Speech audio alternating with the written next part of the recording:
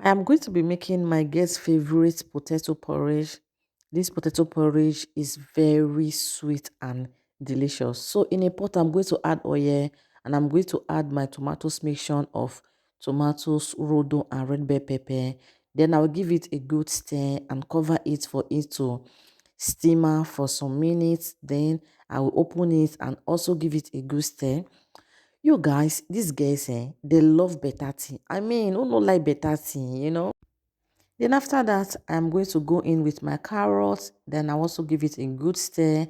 And then because I want the carrots to be a little bit softer. And then after that, I'm going to go in with my left grilled microfish. I have this microfish in the fridge, so I decided to use it to make my guest delicious potato porridge.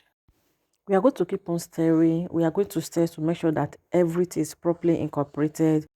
Let me leave you guys to watch the rest of the video. Please don't forget to comment, like, and share. Your comment is very, very important to me.